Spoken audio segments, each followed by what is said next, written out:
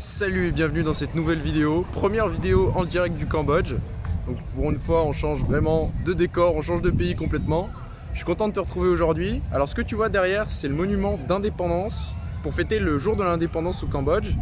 Et en fait je suis arrivé le 9 novembre et j'ai énormément de chance parce qu'en fait c'est pas une date lambda, c'est la date du jour d'indépendance au Cambodge. Bon là je fais je m'y connais etc, mais avant que j'arrive ici j'en avais aucune idée. Mais le 9 novembre 1954, le jour d'indépendance du Cambodge a été accordé par la France.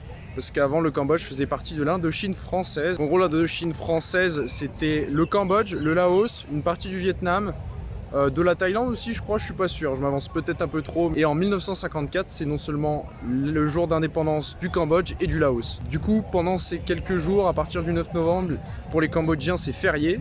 On fête le jour de l'indépendance, donc il y a des espèces de cérémonies militaires. Je sais pas si tu vois très bien comme là. Et derrière, hop là, on a la statue du roi, je sais plus qui, tu m'excuseras. Mais je pense, sans m'avancer trop, que c'est le roi qui a été désigné suite à l'indépendance du Cambodge. Donc voilà pour la partie culturelle. Donc maintenant, aujourd'hui, j'aimerais te parler d'un sujet qui est d'être responsable de ses choix et de sa vie de manière générale. Je sais pas si tu connais ce genre de personnes, mais c'est très énervant quand quelqu'un va toujours rejeter la faute de ce qui lui arrive, des événements passés, des aléas de la vie qui lui tombent dessus. Elle va toujours rejeter la faute sur ces événements, sur quelqu'un d'autre. Elle va jamais prendre sa part de responsabilité. Et le problème de ça, c'est que ça te fait stagner. Ça te fait stagner parce que tu as l'impression que tout arrive dessus, que tu es le plus malheureux du monde, que peu importe ce que tu fais, ça ne change rien, tu es vraiment quelqu'un de malheureux. Et en fait, c'est plus une histoire de mindset à avoir.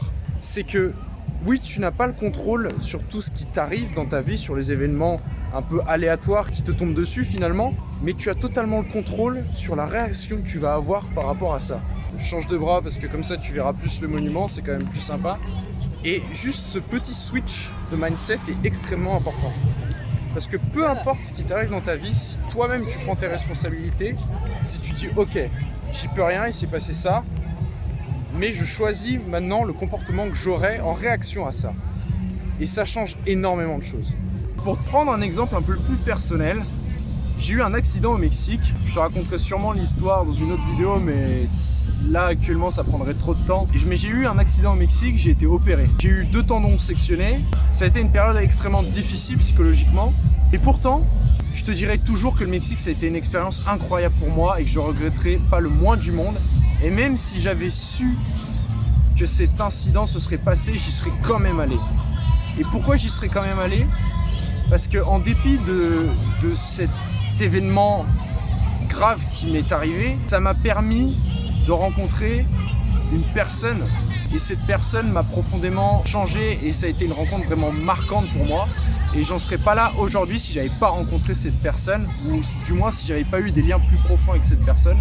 Et ça se serait jamais passé si j'avais pas eu cet accident. Au contraire, si je m'étais dit que justement c'était vraiment horrible ce qui s'était passé, que je déteste le Mexique, je veux plus y aller, si je m'étais juste renfermé sur moi-même et que j'avais pas changé de point de vue, si j'avais pas pris du recul sur la situation, sur les événements qui ont été induits par cet accident, aujourd'hui je pense que j'aurais peut-être finalement arrêté de voyager. Et juste pour te montrer que cette petite différence de vision par rapport aux événements qui se passent dans ta vie peut jouer énormément et peut impacter profondément les choix que tu vas faire plus tard. Et quand tu es responsable de tes choix, et bien justement tu dois rien à personne. Tu peux ne t'en prendre qu'à toi et de la façon dont tu réagis face à ça. C'est un levier hyper important pour que toi tu avances, pour que toi tu évolues. Bon, j'ai enfin réussi à trouver un petit endroit un petit peu plus calme, c'est un petit peu galère, il y a de la musique partout. En face de moi il y a le Palais Royal, je vais te mettre un petit extrait.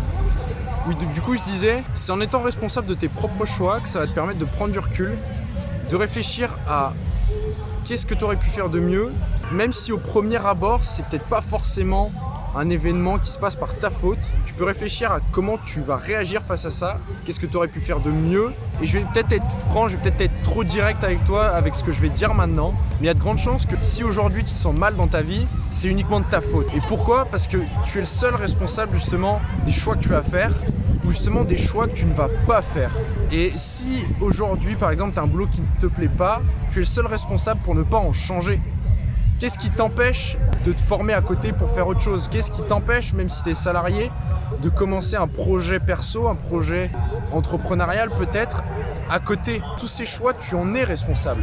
Et oui, si tu as une famille, etc., tu vas te dire, mais moi je suis jeune, évidemment c'est hyper simple pour moi. Et oui, tu as raison.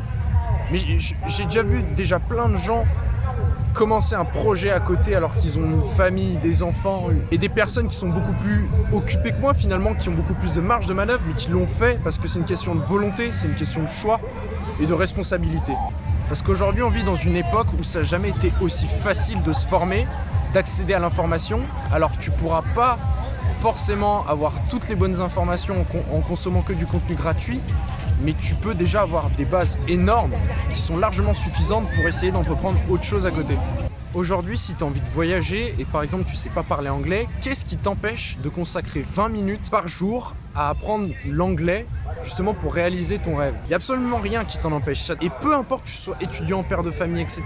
Tu vas pas me dire que tu vas pas trouver 20 minutes dans ta journée. On a tous des occupations. Et je sais très bien ce que c'est d'être overbooké. Je peux te dire que quand j'étais en prépa pendant 2 ans et que je bossais 60 heures par semaine et que j'avais quasiment pas de temps libre, je peux te dire que si tu veux trouver du temps, t'en trouves.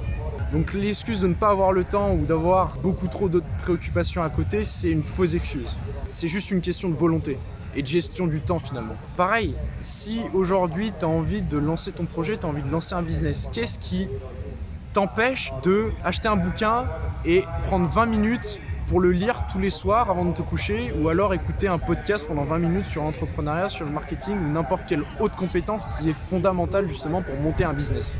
Donc c'est ça que je voulais te partager aujourd'hui, le fait de changer d'état d'esprit, de changer de mindset et de prendre ses responsabilités pour tout ce qui t'arrive dans la vie de tous les jours, de prendre du recul, de savoir comment se positionner, qu'est-ce que j'aurais pu faire mieux, qu'est-ce que j'aurais pu ne pas faire, et d'arrêter de subir sa vie et de penser que tu es la personne la plus malheureuse du monde finalement, alors qu'en fait tu ne fais absolument rien pour changer. Merci de m'avoir regardé comme d'habitude. Si cette vidéo t'a plu, n'hésite pas à t'abonner, liker, partager, et moi je te dis à très vite, à demain, salut!